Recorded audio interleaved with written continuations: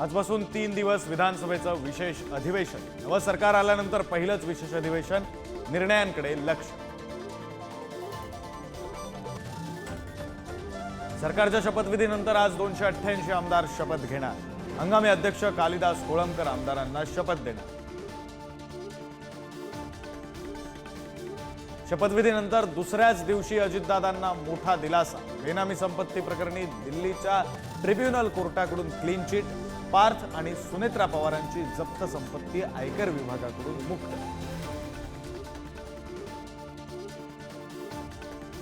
Note for vote प्रकरणी मुंबई मालेगावसह देशभरात 7 ठिकाणी ईडीची छापेमारी। नाशिक मर्चंट कोऑपरेटिव्ह बँकेतून 13 कोटी 50 लाखांची रोकड जप्त। सर्च मोहीम सुरूच। भाजपचे ज्येष्ठ नेते आणि माजी मंत्री मधुकर पिचड यांचं निधन। वयाच्या 84व्या वर्षी घेतला अखेरचा श्वास।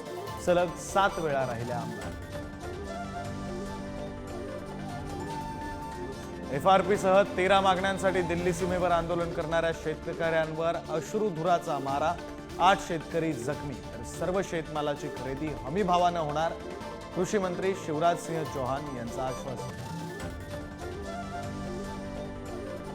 राज्यातील अनेक जिल्ह्यांना अवकाळी पावसानं झोडपलं। संभाजीनगर, नाशिकला सर्वाधिक फटका।